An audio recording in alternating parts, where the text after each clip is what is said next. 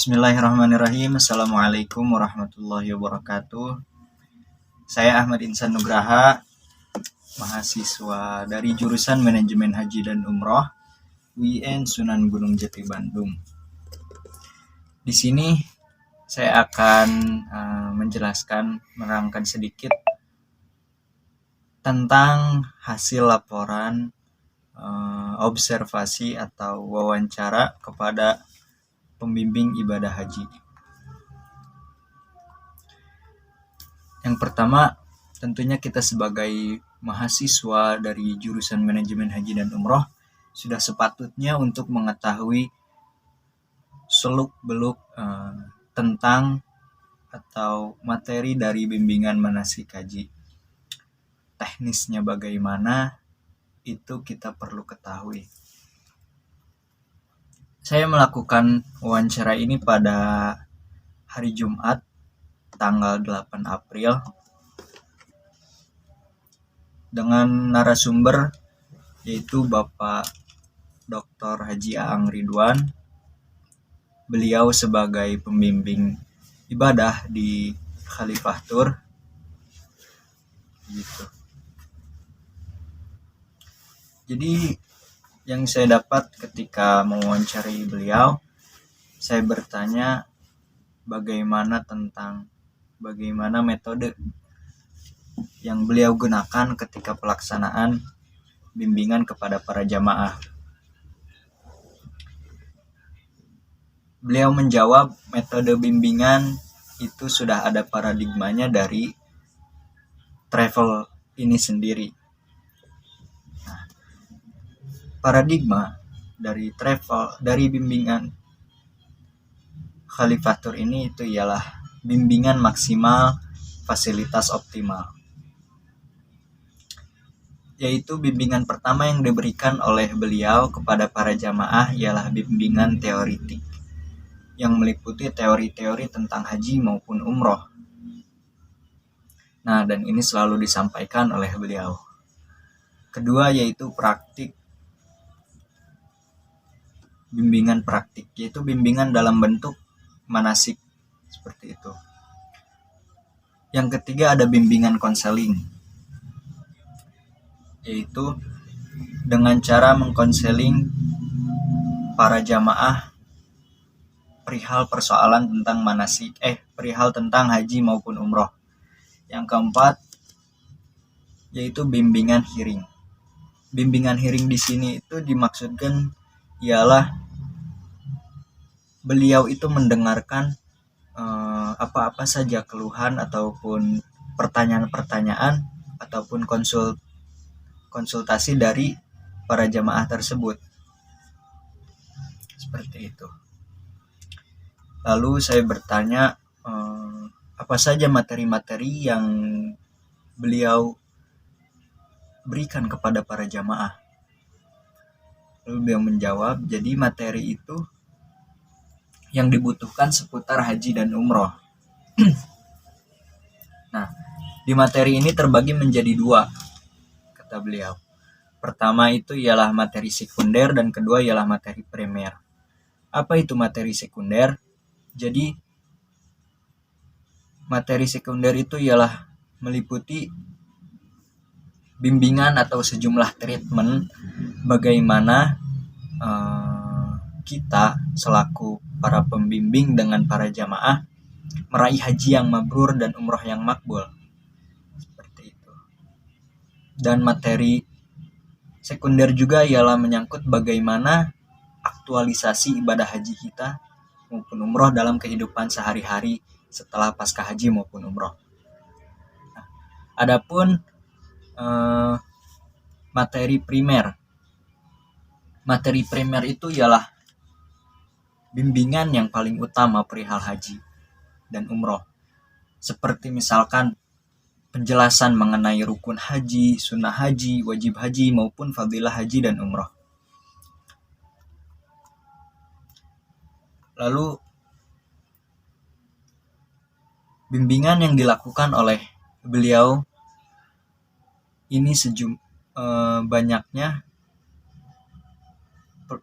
pelaksanaan yang dilakukan oleh beliau bimbingan pelaksanaan yang dilakukan oleh beliau itu untuk umroh, untuk praktik itu hanya 1 kali untuk umroh, karena dari ibadah umroh ini relatif lebih mudah ketimbang dengan haji. Untuk praktik, untuk pelaksanaan teoritiknya itu tentu sangat banyak, dan itu biasanya disatukan dengan bentuk kegiatan-kegiatan kajian.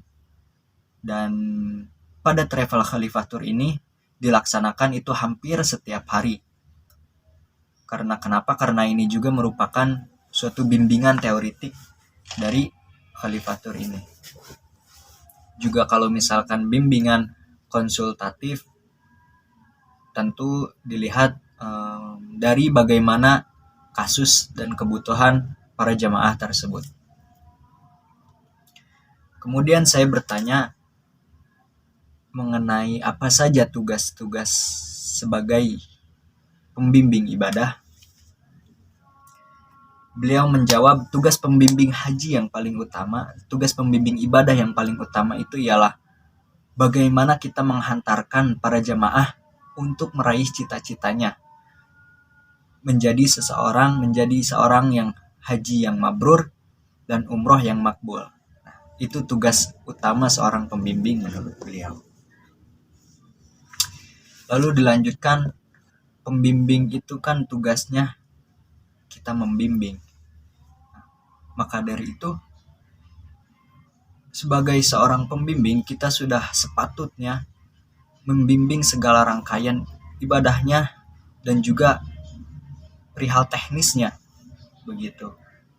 Kenapa? Agar para jamaah dapat menggapai mimpinya, yaitu tadi sebagai haji yang mabrur dan umroh yang makbul. Di sisi lain, tentunya juga para pembimbing ini harus menjadi sebagai teman bagi para jamaah. Lalu saya bertanya mengenai apa saja kendala yang dihadapi ketika bimbingan dilaksanakan seperti itu. Lalu menurut beliau, kendala itu selalu ada. Kendala yang pertama ialah mengenai dari latar belakang pendidikan. Yang kedua, latar belakang usia. Tentunya yang tua dengan yang muda itu tingkat kesulitannya berbeda, mulai dari segi pencernaan pemahamannya dan lain-lainnya seperti itu. Yang ketiga, latar belakang status. Latar belakang status ini lebih kepada orang yang mempunyai harta yang lebih, itu biasanya ingin diperlakukan sebagai istimewa seperti itu, ingin diperlakukan istimewa, dan itu bagi para pembimbing merupakan suatu kendala. Karena kenapa? Karena ketika memang sedang melakukan bimbingan ibadah, kita itu semua sama, tidak memandang latar belakang harta yang kita punya.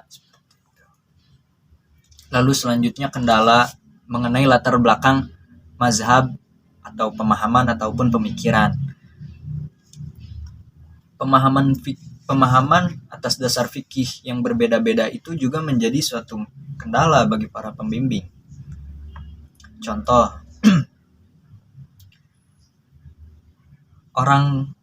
satu orang jamaah ini mempunyai pemahaman bahwa tayamum itu harus menggunakan tanah, maka dia akan membawa tanah ketika ia menaiki pesawat. Nah, sedangkan dalam pesawat kita tidak boleh membawa tanah, dan kita tidak akan bisa masuk kalau misalkan kita membawa tanah, kecuali tanah itu dibuang. Nah, dan ini merupakan salah satu kasus yang memang harus dibimbing, melewati bimbingan teoritik secara fikih lintas mazhab, dan juga bagaimana cara kita bisa menerapkannya dalam konsep haji dan umroh. Selanjutnya ialah bagaimana pengaruh dari pelaksanaan manasik. Saya bertanya kepada beliau bagaimana pengaruh dari pelaksanaan bimbingan manasik, pengaruh yang didapat oleh para jamaah mengenai bimbingan manasik yang selama ini dilakukan oleh beliau. Seperti itu. Jadi beliau menjawab pengaruh dari bimbingan manasik itu bisa dirasakan ketika memang respon dari para jamaah. Seperti itu. Jika para jamaah terlihat rajin beribadah ketika di tanah suci seperti itu, rajin beribadah, terus merasa ingin dibersamai, merasa ingin dibimbing, terus sering berkonsultasi, bertanya-tanya kepada pembimbing, ya yang istilahnya mempunyai ketergantungan terhadap pembimbing, itu menjadi salah satu bukti berpengaruh atau tidaknya bimbingan kita. Ketika memang para jamaah selalu rajin beribadah, sering berkonsultasi, bertanya-tanya kepada pembimbing, sering ingin dibersamai, sering ingin dibimbing, lalu mempunyai ketergantungan terhadap aspek haji dan maupun umroh, itu bukti bahwa bimbingan manasik yang kita lakukan berpengaruh kepada para jamaah. Seperti itu. Jadi efek dari bimbingan manasik ini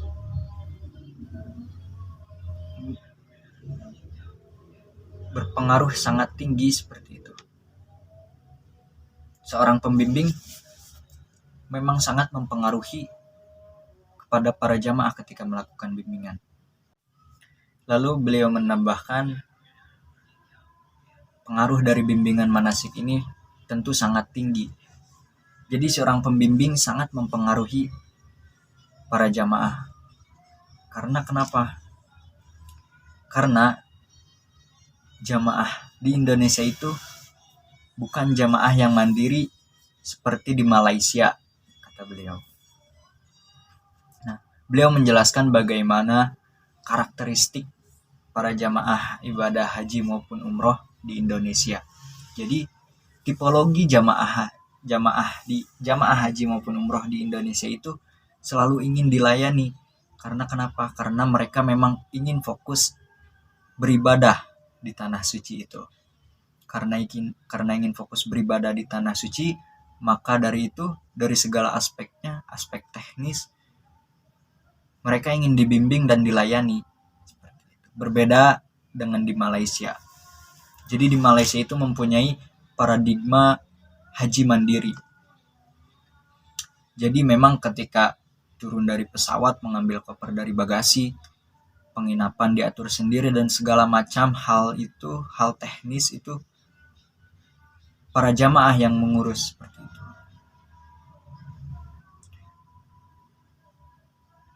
Di Indonesia haji mandiri ini belum jadi tren ataupun budaya ataupun kultur. Jadi mereka ingin fokus beribadah, maka dari itu segala halnya ingin dilayani oleh para pembimbing. Seperti itu. Nah, jadi dari hasil observasi ataupun wawancara yang saya lakukan kepada beliau ini, saya dapat mengambil kesimpulan bahwa tugas seorang pembimbing ibadah itu memang cukup berat. Karena kenapa? Karena para pembimbing itu mempunyai tugas utama yang memang menghantarkan para jamaah untuk meraih cita-citanya untuk mendapatkan haji mabrur dan umroh yang makbul. Tentu saja haji mabrur itu tidak dilihat ketika kita dapat melaksanakan rukun-rukun ibadah haji sebagaimana mestinya. Akan tetapi haji yang mabrur itu dapat kita lihat ketika pasca haji, setelah para jamaah pulang dari tanah suci. Seperti itu. Kalau misalkan memang para jamaah mempunyai perilaku yang baik terhadap sesama, tidak membuat onar, di kampungnya, itu bisa jadi para jamaah tersebut mendapatkan predikat haji yang mabrur. Sekian laporan dari saya hasil wawancara ini. Kurang dan lebihnya mohon maaf. Apabila ada kesalahan mohon dimaafkan. Terima kasih atas segala perhatian. Mohon maaf atas segala kekurangan. Wabillahi taufiq wal hidayah. Wassalamualaikum warahmatullahi wabarakatuh.